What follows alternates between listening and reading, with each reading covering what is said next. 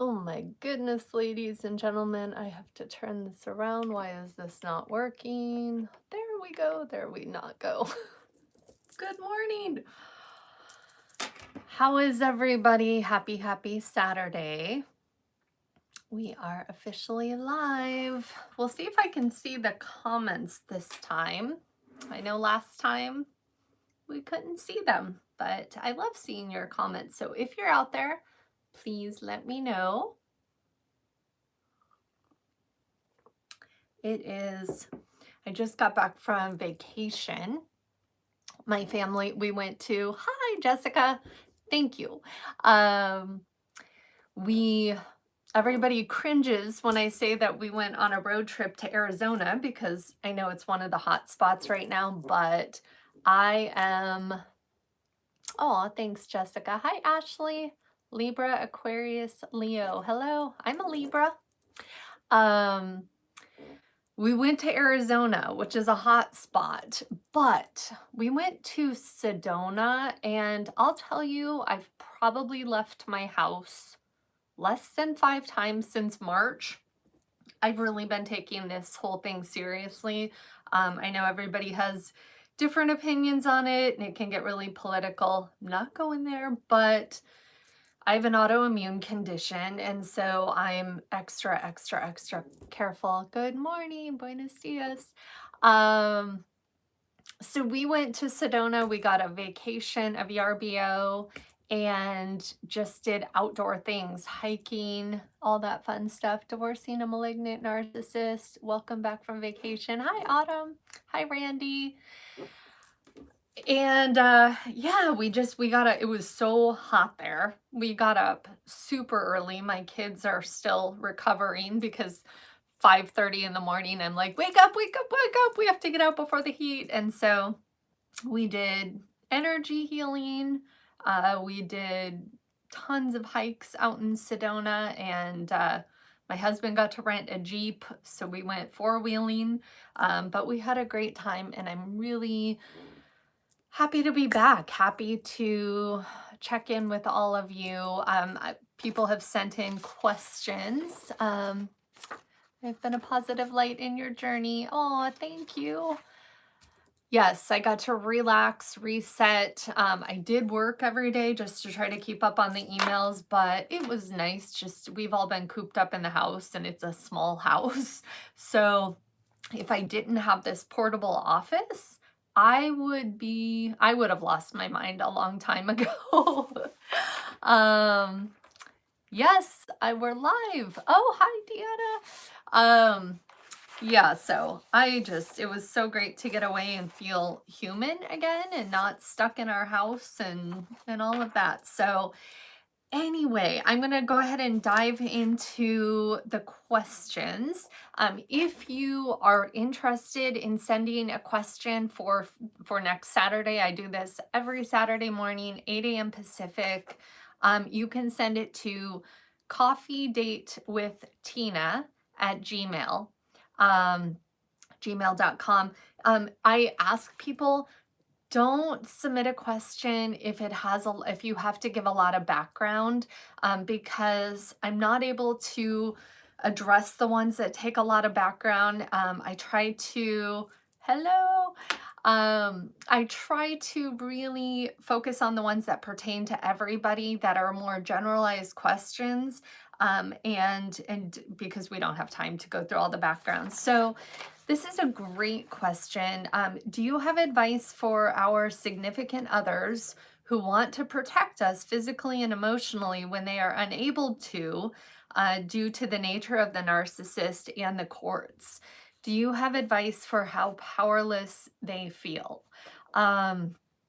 Really good question. You know, for those of you who are currently facing that, and also for those, hey, Abby, hi, how do you get the court to see a victim? I will try, if I don't get to your question about domestic violence by proxy, go ahead and email me at coffeedatewithtina@gmail.com for those questions. But I'll try to answer it if we have time here. But back to this question. I'll tell you, mine, I didn't set out with Glenn. For those of you who are new, I'm remarried. Glenn and I have been together 11 years, married for 7, I think. Um, yeah, I think we've been married 7 years. Um, I did not set out to exclude him from my child custody battle. It kind of a lot of it happened organically. And it's probably from childhood trauma. I'm really good at compartmentalizing, and that's much different. People get that confused with denial. I think denial is one of the worst things you can do when it comes to these situations.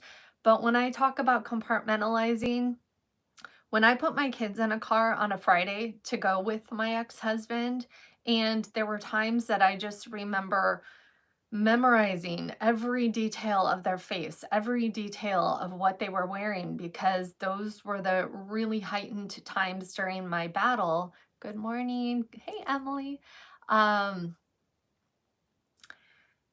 During the really hard times of my battle, and I was afraid for my kids' lives, I had to put them in that car, take my time there to, break down once they were gone or whatever. And then for me to survive, I am somebody who I try to really be in the moment. That is a skill that I've been working on for so long. And so when they were gone on the weekends, I would really just, with Glenn and I, it was my time to forget about my reality, and I would really compartmentalize that and, not share with him. Not that I was keeping it from him, but I just really valued our time together. We were going out and doing things. We went on a cruise to Mexico. Our relationship was really when the girls were gone. And so I really didn't bring him into my child custody battle. We moved in together after a couple of years, and then it was inevitable. He's going to hear, the phone calls that come through. He would go with me to some of the exchanges because when he was there, my ex-husband was actually really pleasant. Um, but I didn't involve him in it. Part of me starting the blog was a place to just purge and vent everything that was going on so that everybody around me didn't have to constantly hear about these things. And if you know Glenn, and I know some of you do, he is the most even keel, just straight line, just a calming force.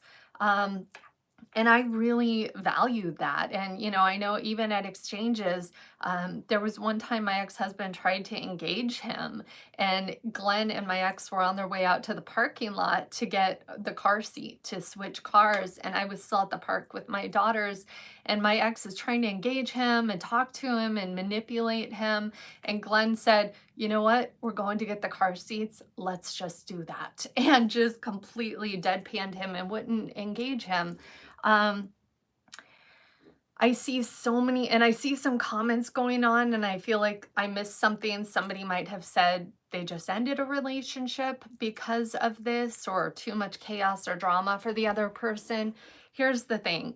Um, I know for myself, I have fought so hard for peace. If I were single right now and I met somebody, and this sounds horrible, because I've been there and I should have compassion and understand. But I'll tell you, if I met somebody right now who had the amount of chaos going on that I had in my life back then, it would be a deal breaker for me just because I'm not at that place in my life to be able to allow that in.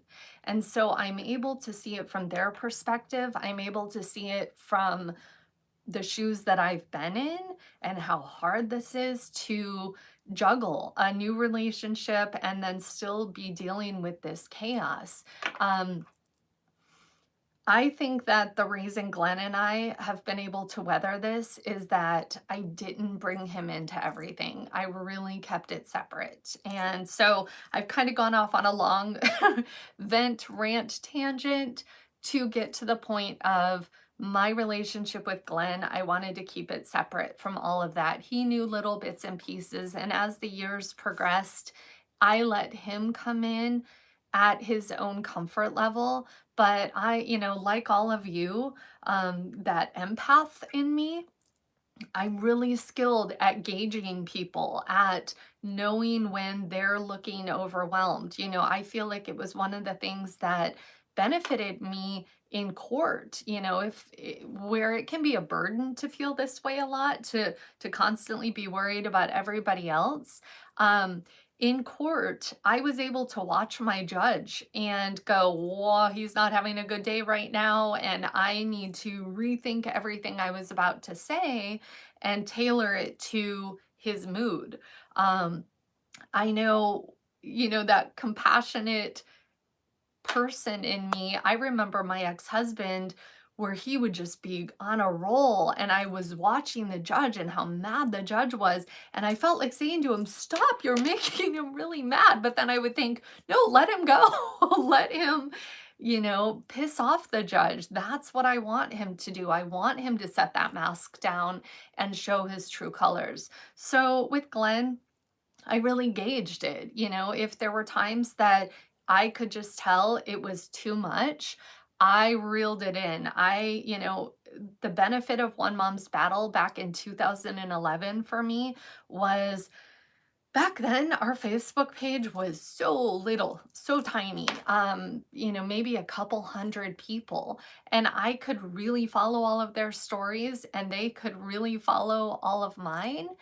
And so I leaned on that group so much, because when I titled my blog One Mom's Battle, it was because I really thought I was the only one in the entire world going through this. And I know it's such an isolating journey. It feels like you are the only one going through this. And so find your people, whoever that is. And Gigi, I feel like I've missed everything, but yes, you are worth it. And I love seeing your face here, and your comments. So yeah, it's such an isolating journey. So find your people, whoever that is. If it's our state chapters of One Mom's Battle, if you haven't joined one of those, some Autumn says my brother-in-law is my rock when I'm in the thick of it. That's awesome. That's really neat. Join your state chapter. There's a procedure to go through that. You can go to the One Mom's Battle blog, find the globe. It says OMB Worldwide Chapters.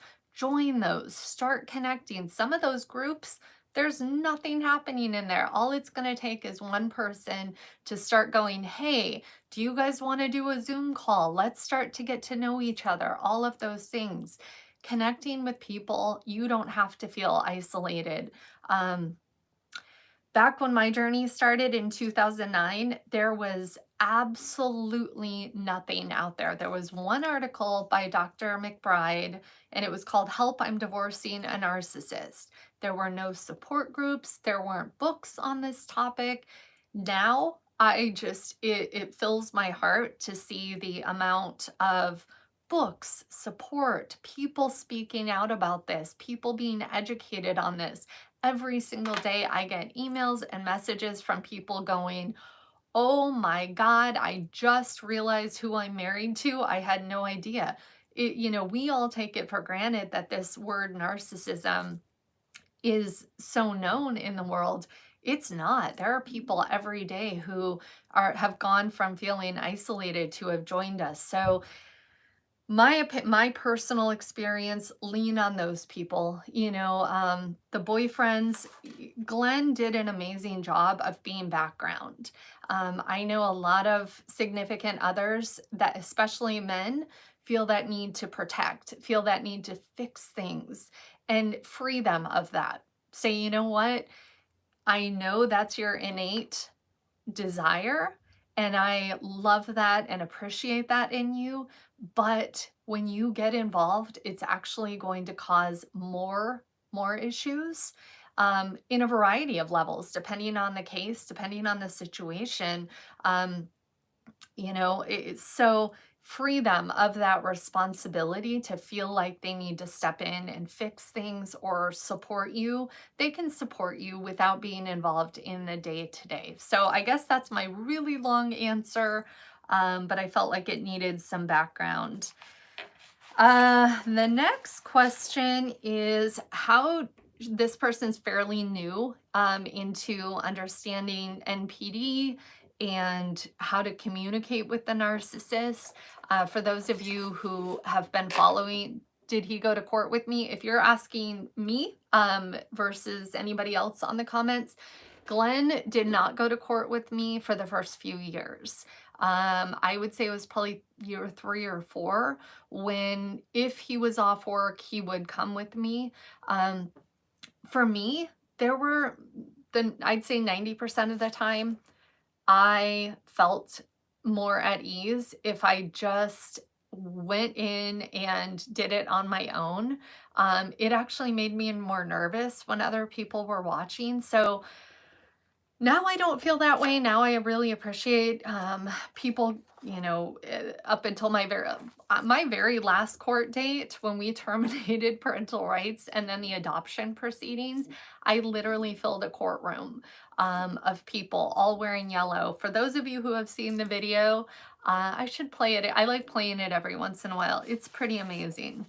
But so this person's fairly new to the battle, and how do you deal with the constant pokes and jabs through email? I'm new to this. I'm struggling. I've read about gray rock. I've read about yellow rock, and I'm just really having a hard time, is basically to sum it up.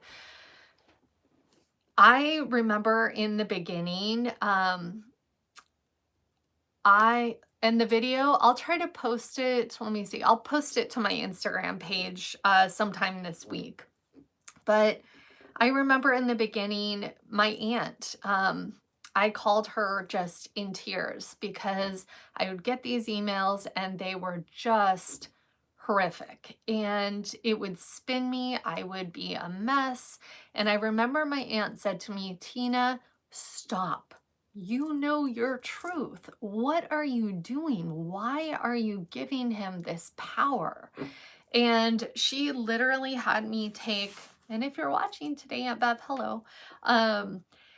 If you are getting these emails and it's the same tone, like for my ex-husband, he likes to pride himself on his genius IQ, his college degrees. And so it was constant jabs at my intelligence, my education, my upbringing. And my aunt said, take every single email, every single jab, and write it down. What are his common taunts and his common jabs? And then rewrite those into your truth. And so, like, for example, one of those was, when he's attacking my education, my life is my PhD. And at the risk of sounding narcissistic myself, I have psychologists who reach out to me for guidance and for advice on occasion because they don't learn this stuff in school. And any therapist and psychologist will tell you they skim over this, over NPD, over the cluster B. It's textbook reading, but there's really nothing that shows who this person is as a parent, as a spouse, and as a co-parent, and as somebody that you're going up against during times of conflict or divorce. There's really nothing out there to teach anybody on this. So, rewriting my truth to empower myself, and so that anytime something like that would come through, I would just say, I know my truth. Like I know what he's doing. And it got to the point where I could actually almost laugh at it, to where it's like, I've seen your cards. I get what you're trying to do. You don't own this power anymore. And it's funny to me because I just picture this bizarre little pale man sitting there just spinning and just so obsessive on me, on what I'm doing. It's actually pathetic. And so a lot of it is retraining your mind and and knowing your truth. So I hope that helps. And to really look at it, what I used to do is I would take all of the accusations and I would go, you know what, if this were my sister under attack, if this were my best friend under attack, and I was a neutral third party, how would I view this message? Is there, anything in here that needs to be defended? Because in court, it may look bad, really looking at it through a different lens. And, if it's, you're a horrible person, okay, well, I know like for my ex-husband, when he would accuse me of alienating, even though I knew what that was because he had accused me of it enough, my response back to him was very court approved. It was, hey, Seth, am in receipt of your email. The accusation relating to parental alienation, I'm kind of perplexed by that. I just looked up the definition of parental alienation and it doesn't fit our situation. Can you provide me with some examples of how you specifically think I'm alienating the children? Because I work really hard to facilitate a healthy relationship between you and them and encourage your relationship and bond. And so sometimes it's, calling them out on that in a court approved way that kind of puts them on notice. That's not for everybody. It's kind of an advanced maneuver, I would like to call it, but we give them so much weight, and there's triggers that tie into that. Every single person, I hope you have a really good therapist that you're working with. Um, that's what I tell my ex, to provide proof. That stops the emails really quick. Yeah, give me an example. I'm someone who's very capable of self-reflecting. And if you feel I'm doing X, Y, and Z, can you give me some examples so I can take a look at this? And I'm happy to evaluate, my behavior, my actions, really putting it out there, because when the court reads something like that, they go, she is not part of the conflict. She's actually trying to work with this lunatic, so that's that. The next question is, we meet at the police station for child exchanges. Theoretically, the camera in the parking lot is meant to play a role of an officer to keep the situation calm and safe. It does not stay that way when you have a recording of it. My ex likes an audience, so he will claim we have to meet inside the station. I personally think it makes it harder for the child. One day my ex was triggered. He was yelling at the officer about his false accusations of me. This is taking me back in time, and I have literally been in this situation. Our child could hear and see all of this. So the officer claims he won't write a report. I have to file a request to get the video. What can I do with this video in court as far as the best interest of the child? How can I prevent this in the future? For me personally, in that exact situation, and I like to remind everyone, I cannot give legal advice. All I can do is say, you know what, I've been through a lot of this, or I see a lot of this happening through my 10 years of advocacy. And if I were facing the same situation, this is what I would do. In a situation like that, my strategy would be very strategic communication. I would have probably sat down after that event and wrote an email to my ex-husband and say, hey, Seth, I just wanted to talk about the exchange today. When things escalate to the point that you're yelling at the police officer, our child is witnessing all of that. Part of the reason why we go to the police station is to keep the peace, but I don't feel that is actually working. And I feel that from historically speaking, things tend to escalate more when we're actually in the lobby of the police station for whatever reason. And so I'm going to follow the court order and meet at the camera location, and let's work together to make the exchange as seamless as possible. If you have any ideas on how it can, go a little bit better, please let me know. I'm open to that. Not because you expect him to have a come to Jesus moment and all of a sudden be a good person.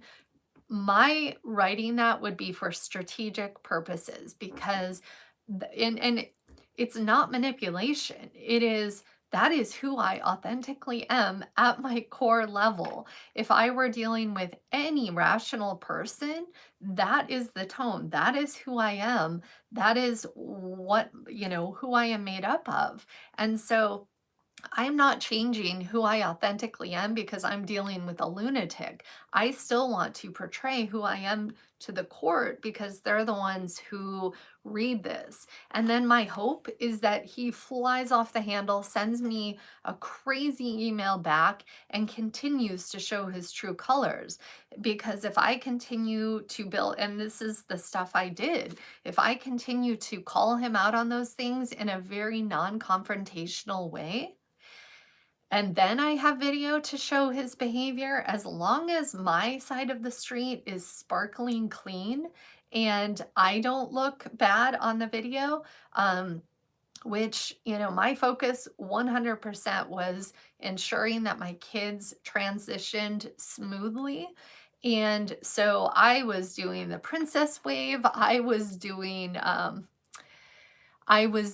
all of the right things, keeping child focused, and he wasn't. And so, strategically capturing that in emails and then walking in the court with the video, you've set the stage for the court with that type of email presentation. So that's what I would do. I don't know if that helps or if that pertains. Did the court actually take this kind of behavior seriously and make judgments based on his personality? I was able to terminate his parental rights, so I would say yes. I was told all along that would never happen. I was told supervised visits would never happen.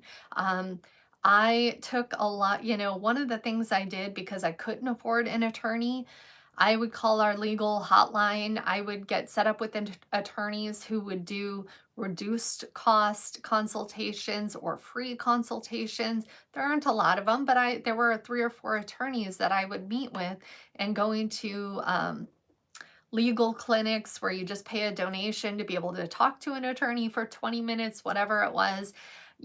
I really valued that advice and I took it to heart when it aligned with my core values. Um, and so for me, a lot of this, it didn't come naturally. The first 2 years, I like to describe myself as a deer in headlights. I was emotional. I didn't present well because of PTSD and all of that. I credit a really amazing therapist to help get me centered and grounded. Reading and educating myself on this personality disorder. And number one, realizing after about year or two that the success stories in family court are because somebody implemented strategy and they set the emotions aside. And so I operated from a very strategic mindset. And but it's hard, and I'll be honest, and it's something I share. There were times where I was so triggered in court by the topic, and I would leave the courtroom and say to Glenn or my friend or whoever was there with me, I feel like a complete fraud. I've got all these people from around the world on One Mom's Battle putting me on a pedestal, cheering me on, thinking I'm this amazing warrior mom, and I just flopped in there. I couldn't even formulate a sentence. I felt like an idiot. But, did the court that question having to do with, did the court really pay attention? And, based on that behavior, there was nothing that was a one-time smoking gun that just, completely confirmed for the court. I was in court 13 times 1 year alone. I continued to put every single thing in front of the court. I didn't have an attorney, so I didn't have someone telling me, no, that's not enough. We're not going to go into court over that. That's not a big deal. A lot of attorneys, and if any of you are watching, there are some attorneys I love and respect so much, but there are others who are so highly narcissistic that for them it's about winning. So if they know that it's not a complete slam dunk, or, and if they're very knowledgeable on the system, I'll give them that. There are some times where we think this is a smoking gun. We have to put this in front of the court and it flops. So, you know, but I didn't have a handler. I wasn't on a leash. I was constantly going into court and showing them. But it took 6 years, for the court to say, no more, this guy's a sociopath. It was painting a picture over a long period of time, all these little things. And there's that family court grace period that I talk about where the first 2 years, they expect a high level of conflict. They expect that you two hate each other. Glenn, my husband, and his ex-wife, 16-year marriage, 3 minor children, actually 2 were minors at the time. They never stepped foot into a courtroom. They settled everything in mediation. I remember looking at him like he was an alien when I first met him. Who does that? Um, but that is the reality. The court knows that any cases that make their way into the courtroom are high conflict. Varying degrees, but once you hit that 2-year grace period and you're still there, that's when they start leaning in and going, wait, there's something going on here. There's a problem because why are these people still coming through the doors? Um, Ashley, I can't afford an attorney. Legal aid won't help. My ex has an attorney. It's hard. I'm not going to sugarcoat it. It's the hardest thing I've ever done in my life. My ex went through, I want to say, 3 attorneys over the course of our case. And and one of them was really good. Actually, 2 of them were really good. One of them was behind the scenes. One of them, it's where my court, my personal battle took a downhill because he came in, put my ex on a leash, cleaned things up. It's horrible. Don't give up though. When you say legal aid won't help you, look to bigger organizations. The Liz Library is a wealth of information. There's lots of, lots of websites out there that you can educate yourself and empower yourself. That's what I did. My local law library, they knew me by name. I was in there a lot. So, but it's easier said than done. Liz Library is on the internet. They have lots of great, they do a lot of debunking the alienation stuff, but there's a wealth of information on there. That is it for today. For those of you who are waiting to hear back on the scholarship for the High Conflict Divorce Coach Certification Program, that is a mouthful. We are going to announce the winner of the scholarship on the 15th. And when we announce it online on our One Mom's Battle Facebook page, it will only be the initials of the person. We will be directly emailing the person for confidentiality reasons. I'm not going to call someone out by name on social media, but we'll send an email to the scholarship recipient. I have been absolutely blown away by the number of scholarship applications we've got. I stopped counting around 800, but if I had to take an estimate, I believe we have over 1,000 applicants for one scholarship spot. And so while my original intention was to email every single person back and let them know, there's just no way I'm going to be able to do that. And so I apologize in advance. It's been in the response that I've received for this training program that I'm launching in January has literally blown my mind. And for that reason, I am going to probably do at least 2 sessions, maybe 3 next year in 2021. I have some absolutely phenomenal guest lecturers who will be taking part in training all of the coaches during the 6-week program. Off the top of my head, Dr. Ramani is one of my heroes, and she's going to be one of the guest lecturers for 1 week. Dr. Christine Danbach, who wrote the foreword to my book, my first book. She's one of my heroes as well. She's based out of New York. She's going to do a guest lecture. And then we're going to do some trainings on actually launching your business. What does that look like? Branding, marketing. I have somebody who's actually in the course who's going to do a guest lecture, and her background and experience is working for Tony Robbins. Liz Dennery, who is a branding powerhouse genius, she's going to do a guest lecture. So it's probably the biggest heart project that I've ever worked on, and I'm so excited. For those of you who have already received acceptance letters, I can't wait till January, and thank you. But for everybody else, love to all of you, and I look forward to seeing you next Saturday at 8. I love Dr. Jeffrey. Yes, she is. For anybody who hasn't found Dr. Ramani, go look her up today. You could spend the entire day on all of her YouTube videos and you still wouldn't even scratch the surface. She has done more. Jessica, you need to hear my story. Yeah, I would love to. I try to email every single person back who emails me. Right now, I'm really buried from vacation, but oh, and then we have Beth. She's an attorney out of Pennsylvania, Beth Tibbetts, and she's going to do a guest lecture. I'm just so excited about this, you guys. So stay tuned, and we'll see you next week.